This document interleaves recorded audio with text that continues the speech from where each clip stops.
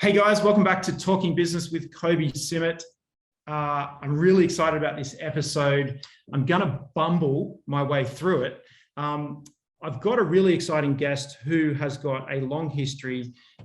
She is an amazing person who has written this incredible book. And as you all know, that I'm the treasurer of great books, but this is one of my most favorite books, The Secrets of Online Entrepreneurs. This next guest that we've got, founded in 2004, the Australian School of Copywriting. She's the chief tutor. It's an incredible online business that teaches people this really worthwhile skill for every business, which is copywriting. She's got a little bit of an acting career. She grew up in the small town of Elizabeth in regional South Australia. And the joke that she tells, which regularly I hear, which is, what do you call the lady in Elizabeth who's wearing the white tracksuit? The bride. She's got a very popular TED Talk from the Melbourne TEDx conference in 2015, which is really exciting, and I'd encourage you to watch that. We'll put the link in the comments. And in 2020, she was named one of the top 50 small business leaders by Inside Small Business magazine. Bernadette Schwerdt is my guest today. I'm really excited to be speaking to her. I read her book, Beside the Pool on Fraser Island, and that's when I reached out to her to get her on the show. We're going to talk about some great stuff today. I'm really excited.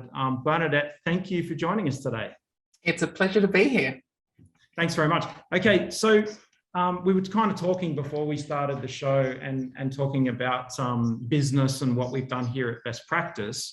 But I was wondering if you could take us on maybe a little bit of your career journey over the last 20 years that brings you to copywriting. Well, Kobi, I think you mentioned my TED Talk, which is called How to Bumble Your Way to Success. And I actually think that is a really good signifier of my career, because I've got to be honest, I didn't really have a massive plan. I was completely influenced by Bewitched. Do you remember the TV show Bewitched? And Darren and Larry? And I wanted to be either Darren or Larry. I wanted to be working in an advertising agency. So that was always my goal, was to get into advertising. But really prior to that, I had a very strong acting bug that had been with me since I was a kid. So I thought, well, I said to my mum and dad when I was like 15, I said, I want to be an actress. And they said, oh, that's all very well, dear, but what do you really want to do?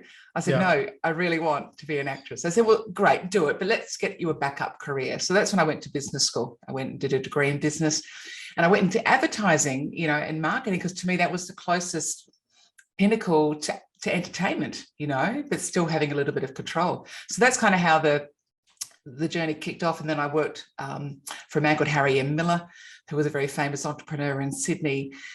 In the entertainment sector, he managed big celebrities. And then I worked in advertising agencies, and I went to drama school. I had a bit of an epiphany at about 29. I thought, I'm not getting any younger. I've never really explored the acting bug other than amateur theatre. So I applied for the drama schools, and I got into the Victorian College of the Arts, and I moved to Melbourne to study for 3 years full-time, which is like giving up my career and living off the smell of an oily rag.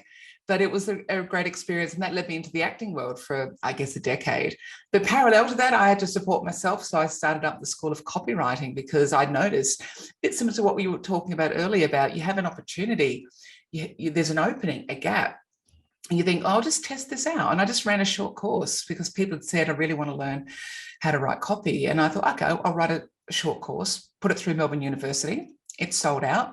And then we did it again, and it sold out. I said, wow, there's something here, So that's kind of how the Australian School of Copywriting began, with a short course.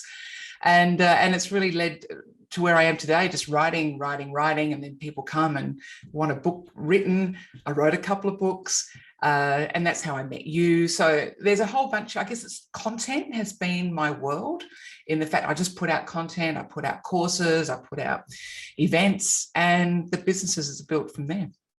Yeah, that's fantastic. And, for anyone listening, and particularly, if you're a client of Best Practice, you know that, as businesses get larger, medium to large, we do start writing things. We write policies, we write procedures, we write processes. And that's been, something that's been really close to my heart for a very long time, that those I guess, documents that we think are going to help us scale our business, because we'll write down a process so someone can read it. We don't need to be there to tell them what to do every time. It needs to move people. It needs to shift people. And I think that, the self-development journey I've been on has realized that we've got to elicit an emotional response from people, from our writing, whether that is in a corporate policy, a contract, any of those documents. And I think that's definitely something that I'd like to explore. But if you are listening, listen up. There's going to be a test at the end. Because copywriting it's not just about, the ad copy or the marketing copy. It's about all of the influential writing that you do in emails, corporate communications, the caption for your Instagram post. These are all parts to this incredible skill. And I'll be honest, it's one of the things that I've struggled with my whole life. And so I get people to help me. It's my brother and I, anyone that knows that we're in, we have a couple of businesses together that both of us struggle. We went through our primary school at a regional school, and the teachers tried to do a great job, but everybody had a great lifestyle, and so no one really paid much attention at school in the regional area where we grew up. So with regards to copywriting, what are here's a question for you in terms of the businesses that you've worked with and the people that you've worked with. What's the most, kind of interesting area that you've had to help someone write copy? I think I wrote this book that you read, Secrets of Online Entrepreneurs, and I interviewed probably 50 of Australia's top online entrepreneurs on how they built their businesses. And one of the men I interviewed was Gabby Lipovich, who was the founder of Capture the Day and co-founder of Menulog and a whole bunch of others. And he was in my book. And 4 years after we met, he contacted me and he said, I'm looking to ghostwrite my own biography. Would you be interested in helping me write that? And I'd never really thought of myself as a ghostwriter. But I thought it's content.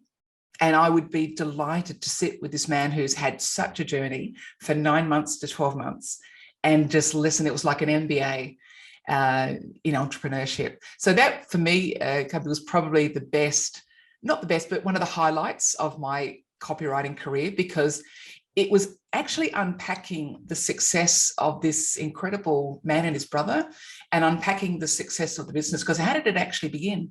And how did you grow? How did you deal with your issues? How did you, get the courage just to buy a $20 million automation factory? So the chutzpah of these two guys was quite incredible. And I just loved, because often successful people who are not focused on themselves don't know how they've succeeded. They've just built. So that for me was my most, one of the highlights was to unpack their success and document that. Yeah, nice. And I guess, whether the word's written or whether the word's spoken, I want to give you just a quick shout out for your podcast. So you want to be a copywriter on any of your favorite podcast platforms. So I have consumed some of the episodes, and you've got some great guests. So far in your podcast, would there be one most memorable episode? I mean, the most recent ones have been fantastic, but is there one that stands out for you? Well, there's one woman called Tanya, who was a middle-aged woman and inside 50. And like many of my students, they've often had careers beforehand, but they come to a point in their life and they go, I want to do something different. I want to look at the third act of my life differently. And I want to do something for me.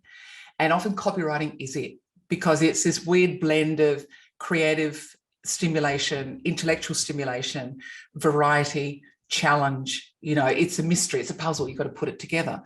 And so she basically bought a camper van with a partner, 3 dogs, and they just went on the road and used copywriting to support that lifestyle.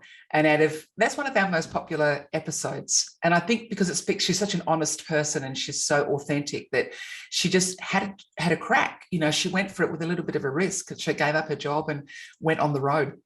That sort of grey nomad. So I love that story because it really represents, I think, what a lot of people would like to do, but don't quite have the ability, the courage, the facilities to do that. Yeah, and I guess that's kind of representative of a lot of people, not necessarily doing exactly that lifestyle, but certainly, we've got this amazing office right here and it's empty right now. Because everyone's working from home. And so you kind of talk about, all right, well, what are people doing when they're working from home? They're hitting the keyboard. So, I think it is something that when you're hitting those keys on the keyboard, you are copywriting. And whether it's for corporate communications, if you're clicking the mouse and moving around, maybe you work in a spreadsheet, it's a little bit different. But I think for the most majority, certainly of the people that work for us here and participate in the team here at Best Practice, who are working from home and basically have been for almost 2 years now, because we were very quick to say, hey, be safe, head home back at the end of February 2020. And we're coming around to that very quickly. You are copywriting. So there's a couple of areas I want to explore. Let's go back to bumbling, because I really do, that's what's happened to me. When I listened to your TED Talk and I was looking into that, I was like, yeah, of course, that's exactly what we're doing.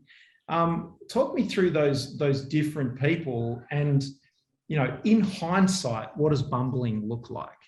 Yeah, Kobi, it's a funny topic, because when I came up with it and I thought I might pitch this to the people at TED, I had to really think, do I want to be known as the bumbler? Is this the brand I really want to value and represent in myself? But I felt so strongly about it that I thought, no, I do, because I want everyone to understand my positioning on bumbling, which is it's a creative process. Like building a business, having a relationship with someone, learning a new skill, it's all about the starting. And if you start and you know that you're going to get to a point where it's really uncomfortable, it's really unpleasant, you feel you're useless, you feel that you're not cut out for this, you shouldn't be doing this, right? If you know that you're going to stumble across that particular stage, and you know that it's okay and it's absolutely necessary to move to the next level, you will probably proceed and move up. But if you don't expect to have that stumbling or bumbling moment, you think it's you. And therefore you bring all this negative mindset and limiting beliefs to it. And then you realize, I'm cutting, I'm leaving. And so many wonderful opportunities, relationships, skills, businesses never see the light of day because they don't realize that stumbling and bumbling moment is necessary. So that's why I'm very close and very connected to the idea, because I've seen when I write a book, a piece of copy, even an email, putting together a new podcast, there's so many steps involved, which are kind of like, I don't know what I'm doing. And this is really messy and it's uncomfortable. But I say to the people I work with, my teams, my partners, my suppliers, I say, we're all bumbling, right? So we know it's okay. And we're all okay to bumble. Everyone has permission to not know what's happening next and to do kind of some rough work. So that's why I'm very, connected to it, because I think it's necessary for innovation. Do you think, that I'm a great believer in getting coaches, right, and getting support, and very early on, I realized that if I copied people, I could actually, I watch very closely, and I'm like, right, I listen to my elders is what I used to say in my 20s. And so do you think that you can help that process by kind of, looking around you and looking for assistance? 100%. I'm a big believer in coaching as well. And a lot of people think it's kind of a weakness that you need a coach. It's like, no, it's through strength that you can admit your vulnerabilities and you can admit your blind spots. And what a coach can do, and you know this as well as anybody, it's listening to somebody, and then someone's actually able to articulate their issues. And it's through the articulation and finding that neural pathway into, that's what I need to do. And often the coach is just a witness to that, or a person who has had some experiences who can guide you with the process. But for me, coaching is invaluable because it keeps you accountable, so it's basic. But number two, it just enables you to articulate your issues. And thirdly, someone's probably been there, done that. The pathway's been made. Why reinvent the wheel when these things have already been done by hundreds, if not hundreds of thousands of other people? And it's just not there. You just don't know it. So you just need to be introduced to it. And then you go, got it. Yeah, 100%. Look, and that's a very deliberate question for anyone listening, because I want you to see this opportunity listening to Bernadette and being able to consume Bernadette, both her books and her podcast and her copywriting school. There's some really great, enormously valuable courses at ridiculous prices on her copywriting school website that I want you to go and check out, because it makes your policies and procedures and web copy, your website copy and your social media captions, your ads more effective. And there's, the common complaint I hear from our customers is that, we've tried social media advertising, it didn't work. And so there's kind of two statements there. One, keep bumbling your way through it until you can succeed. You're only going to fail if you stop. You're only going to fail if you give up. Like, you will succeed if you keep trying, try again. And then the other thing is that you want your audience to have a really great experience. So if somebody's looking at, maybe we talk about something that's super common for lots of businesses, say their website.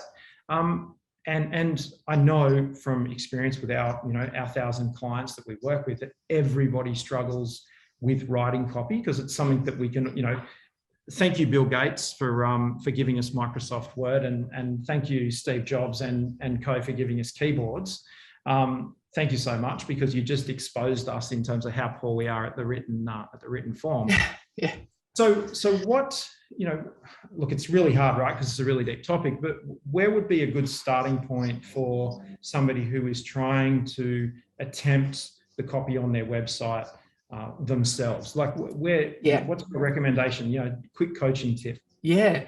There's what a lot of people don't understand, or because they haven't been in marketing, they haven't trained as a copywriter. And who would? You make metal fabrication, you're a coach. Why would you invest time in copy when it's this completely foreign territory to you? So first up, acknowledge that you haven't needed to, because it's just not been your world. But once you get a glimpse of the world, and this is what happens for a lot of my students, they go, oh, I had no idea. Firstly, there was this world of copy out there that actually it's an occupation.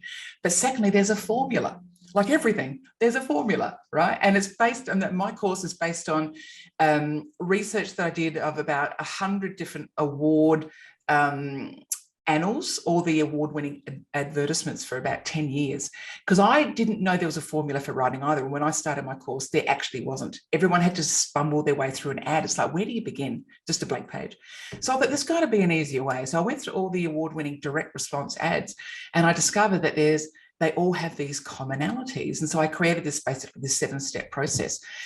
And now that is the foundation of my course, and it's been going for 20 years, and everyone uses it. Everyone leaves my course going, I have a structure, I have a template, I have a pathway. And it's really comforting, because you don't have to just make it up. You don't just have to be inspired.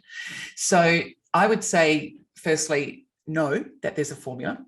And even just starting with is your headline. Like every piece of content, be it a podcast episode name, an email subject line, an Instagram caption, everything begins with a headline. An advertisement in the newspaper, a story in the newspaper. You make your decision as to whether you're going to read an article by the headline. And then you go, okay, I'm going to read the sub-headline now. Has it still got me?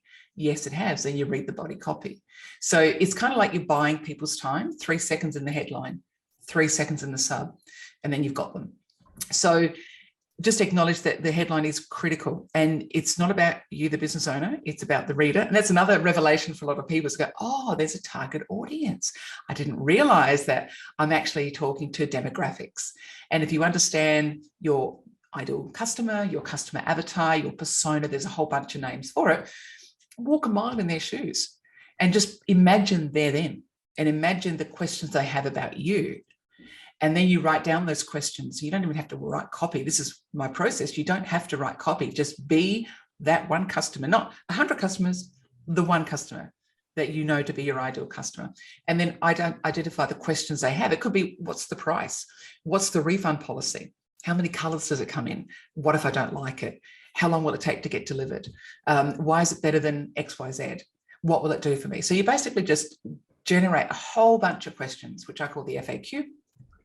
And then you answer the questions in a very benefit-rich way, right? And there's a style to do that. But that's kind of your starting point for any piece of copy. Once you've got this raw material, you can pluck from it. You go, okay, that's going to be great for the web about us page. That's going to be great for a blog. That'll be great for a YouTube video. And all those things are content too, Kobi. I've got a very broad church as to what copy is. A podcast is a piece of copy. It's just verbal. A presentation to a client is a piece of copy. It's verbal. So it's two sides of the same coin, verbal and written. That's all communication. So everything you do from the minute you make a phone call to a client, even to a supplier, we've all got stakeholders in many ways. Always think of what's in it for them. Why would they say yes to this? If you want an extension of your terms from 30 to 60 days, why would they say that? Why would they give you approval? Give them something that makes it easy for them to say yes. That's what copy is all about. Yeah, nice. I love it. I'm going to go off in a different direction. And this is, I'm actually going to quote you because I really love the beginning of this particular book, which is, you wanted to selfishly explore why these online entrepreneurs are successful. So you went and interviewed them. I am literally doing the same thing with our podcasts and our YouTube channel, and have been for 5 years of our YouTube channel, Talking Business. It's been fantastic. Let's talk predictions. I think a piece of value for my listeners, which I'm going to keep reminding you all, is that it's easier to have a successful business when you've got a tailwind. So if you can predict trends and you can watch your audience, you can watch your buyers' needs and requirements and wants changing, then it's easier to be successful. Very hard to work in a headwind. And our certification business that we've grown has literally been, literally trying to sail straight upwind. So from your perspective, have you got any predictions about what's changing out in the marketplace, COVID, that kind of stuff? Because that's the kind of the one reason I wanted to explore a conversation with you for our listeners was around that headwind strategy and the secrets of online entrepreneurs. Obviously, online gives you scale. Can you see from COVID, can you see any changes happening out there yourself? The obvious one is people are not doing what they have to do anymore. They don't have to go into work. They don't even have to work. You can be at home and just do bare minimum, and still tick the box. Like, I've got friends who work in banks, right? And they all said, as long as I meet this bottom line target, I can do whatever I like. And they don't even know what I'm doing. So it's kind of an interesting world now, that whole sense of having to go in and be observed visually as to whether you're performing or not is quite interesting. So I don't have a crystal ball, but in my world, what I'm seeing is people are resigning and from jobs that they don't want to do anymore. And they're following their passion. And for them, often it's writing. Like, you look at writing and novel courses going through the roof. Why? I don't know. People have this passion. I've got a passion to write a novel. It's about communication. So I think people are going to start doing what they want to do. I think they're going to have to start looking at their personal branding. Now, for example, if you are now a freelancer and you've lost the support of your major corporation, right? But you're still contracted to them, for example. And that's what's happening a lot too, is people are just leaving and going back as freelancers. You're going to have to get really savvy about how to build your personal brand, build your own personal website. What is your thought leadership piece? What do you stand for? How are you going to market yourself? So it's what we've been doing forever. Like, we're business owners, we've been doing this forever. But a lot of people, employees who now are freelancers, have never bought an ABN, or got an ABN. They've never had to send an invoice. They've never had to build a website. So everyone's becoming like micro businesses, micro brands. And I think they're all going to have to, if they want to succeed, is to get a bit of hustle to go, okay, now I'm on my own. I've got to work out how to find a client and keep the client going. Because what I've found over the years too, Kobi, is there's an entrepreneurial spirit, and you have it, I have it, lots of people have it, but a lot of people don't. And that's not a flaw. It's just, we don't want everyone to be entrepreneurs, right? We need people to go and work in credit or work in HR and just process, right? We need that. But it's a hustle spirit, and it can be a bit exhausting because you're always having to market. And a lot of people, after about a year of being a copywriter, for example, they go, I can't do it. I just can't keep business generating. I can't keep client development. I need to have a job, So I think it's knowing yourself too, is going, have you got the energy for that? Have you got the spirit to just keep that business development train chugging along? Or do you just want to turn up and be given the work? And there's no embarrassment in that. Everyone's different. Yeah, 100%. Look, I think you can't even really say that actually, you go be the entrepreneur or whatever it is. Like, unfortunately, it's over glorified by people who are not entrepreneurs on Instagram, for example. Like, I'm going to be the entrepreneur, here's my Lamborghini, that kind of stuff. It's over glorified because that's not real life. It is a challenge and it is a hustle. I have one tip, because you're on that topic, for people, and that is, if you are going to work for yourself and you are going to freelance, never do more than 4 billable days a week. And that's the cardinal rule. as, oh, but I could earn a bit extra if I go to 5 days. Put your price up. Because what that does is it sets the rules for a couple of things. One, sales and marketing happens on the 5th day, and you take the weekend to have the freedom life that you wanted to have. At the time that I read your book earlier this year, I literally was traveling. I'd been away for 9 weeks. We took off to Queensland and some of our listeners know this because we vlogged it, but we were up in North Queensland. We're like, right, let's, I planned that there'd be another lockdown. I planned a holiday based on the fact that we have a lockdown. We had it. We ended up in Queensland. We got stuck. And I was like, right, I need to go to the bookshop and get more books. You can see them all behind me. And so that's how I kind of bumbled and stumbled across it. And I was like, right, what am I looking for? What am I going to do? What's the next move? So I think the one thing that I think that you can engineer, because it is very fatiguing, is to make sure, whether you tattoo it on your arm or scratch it into your bathroom mirror, is be curious. And it's that curiosity and that continued curiosity that will keep you motivated. I like nothing more than a new book arrives in the mail. 2 or 3 books arrive at my house every single day. And I get really excited because I'm like, right, I want to get into the next one. And I've worked out a way to read really quickly. So I think for anyone listening that if you are moving towards being a freelancer or you're considering that, you are resigning. We're talking about the Great Resignation at the moment. I thought I was immune to that, by the way, and we had 2 last week. So, so it's okay. Like, those people are moving to do something that they clearly didn't want to do what they're doing here.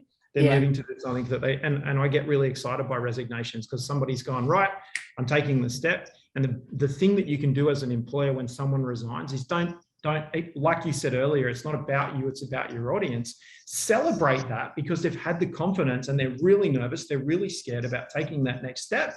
Understand that. Use empathy towards that person. Say, hey, they're really scared. They're going to move on. What can you do to support them? Can you give them their first lead? Can you introduce them to a network or whatever? Support, particularly if they're going to freelance.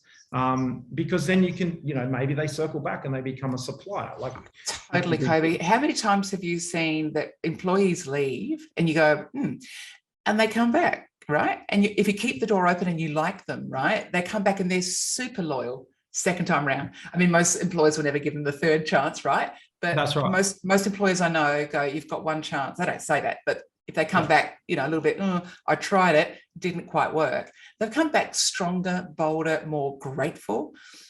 So I think the thing also that you touched on was it's fatiguing, right? And if it will be less fatiguing if you follow something, and it sounds really corny, but something you're passionate about, something you know about, something that you would do anyway. Because when I have my students come to me for coaching and they want to know what to niche in, what sector, I say, what's on your bedside table? What are you reading?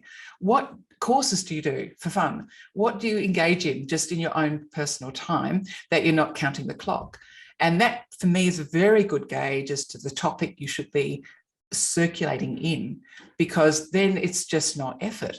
And you don't mind how many hours you spend on writing a piece of copy because you're learning the whole way through. So I think that curiosity you mentioned is integral, right? If you're going to pursue any kind of business, be it copywriting or whatever, do something not just for the money, because it's incredibly tempting to follow that dollar. But after a while, about a year, let's say, and maybe you don't know the sector that well, but you just follow the dollar, you're going, I'm not reading about this in my spare time. I'm not checking articles, online about this. I'm not watching videos about this in my own time. So I think you've got to get clear about what is the topic. Yeah, 100%. And I'll add to that. So look at concentration of who you follow on Instagram and look at your browser history in your web browser. So whether it's Chrome or Safari. So what are you reading in your own time? What do you, when you're not watching the clock? For you, the people that you are, you're working with and networking with and talking to on a week-to-week basis, what are their top 2 challenges? Staff, I would say people, because so many people I know love their job, but they find the communication with people challenging. So it's not about the actual tasks of getting the thing built or out the door. It's actually keeping staff motivated, keeping staff engaged and loyal. So that would be number 1, I think. And I'd say content, actually, Kobi, because when I mentioned earlier, content is podcasts, it's videos, it's white papers, it's emails, it's presentations, it's slide decks, it's, it's things like this. It all requires copy. When you promote this on Apple, it requires copy. When you send an email to your supplier saying Merry Christmas, we're closing for the season, it's copy.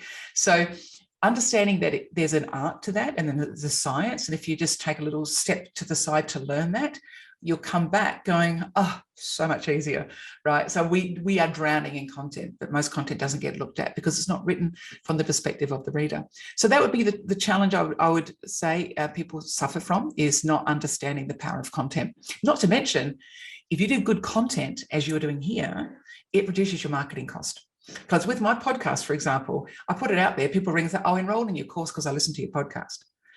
So it's a marketing device, and your YouTube is marketing. So if you have good content that's really focused on the end user, like your business clients, the marketing gets done for you. Like, I'm going to promote this on my channels, right? So now everyone's going to be talking about Kobi, right? So everyone's helping each other use content to cross-promote. It's a very sort of elegant way to market, I think. Absolutely. Look at, I've got that analogy that, we talk about how to make an amazing chocolate cake.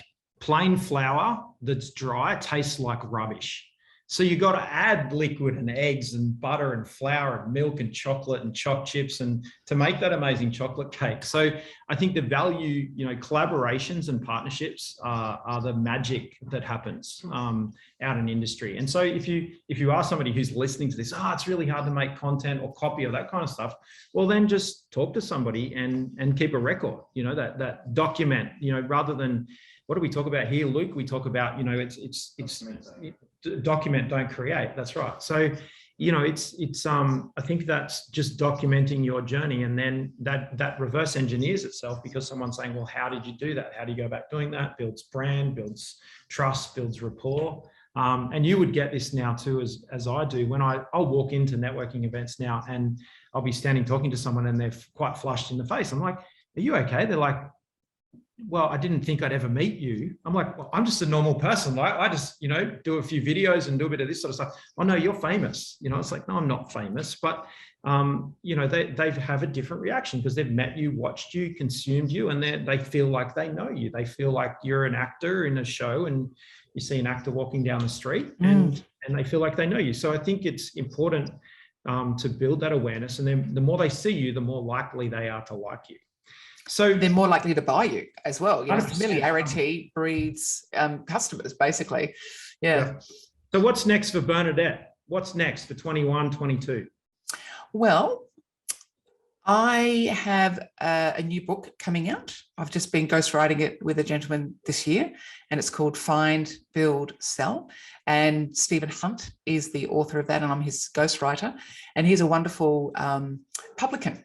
He's built pubs up and down the East Coast, and he's now got a franchise. So he's a really interesting guy. He's turned like $100 backyard beer garden in his backyard into a $100 million empire. Wow. So that's coming out.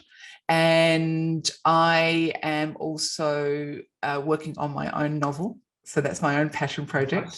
Nice. And I have got a couple more ghostwriting projects up my sleeve as well. So ghostwriting for me is something that I, again, didn't expect to be doing, but it is such a joy to be doing. I love it. So they're kind of, and of course, Copy School rocks on, and, the podcast rocks on. So now I've got these, these businesses that just kind of keep going, and it frees me up to do things like this. I love podcasts, I love writing. So for me, that's my joy. I get to really indulge in my sweet spot. Yeah, nice. So I'm going to ram it home for our listeners. If you are struggling with writing content on any of your platforms online, so your website, any captions, Instagram, not so much Facebook because that's kind of dying for business right now, but Instagram, TikTok, your podcast, your website, your brochures, your slide decks, your tender presentations. If you need to improve your copywriting skills because you feel you can be more influential, where can people find Bernadette? They can go to my website, which is copyschool.com, or they could look me up on LinkedIn under Bernadette Schwerdt. So they're probably the best two places to reach me. Yeah, 100%. And send Bernadette a direct message on LinkedIn, And if you really enjoyed this episode, jump across to So You Want to Be a Copywriter. Her podcast is absolutely fantastic. If you like her podcast, do me a favor and give her a review on Apple Podcasts. That would be very meaningful for her. She's taken her time out of her very busy schedule to spend some time with us, giving us some value. I'm very, very grateful. I've loved speaking to you today. I don't want to take too much more of your time. So if you really enjoyed this, Talking Business with Kobi Simmat, we've got lots of great guests coming up. You can check out the live feed on the YouTube channel Best Practice TV. And if you don't see me next time right here on Best Practice TV, you're going to see us on the Talking Business podcast. You're going to see us on Instagram. And if you want to contact me directly, check me out on LinkedIn. So Bernadette, thank you very much. We're going to put all the links to what we've been talking about in the description. I hope to speak to you again soon. Bye for now. Thank you for having me. You're very welcome.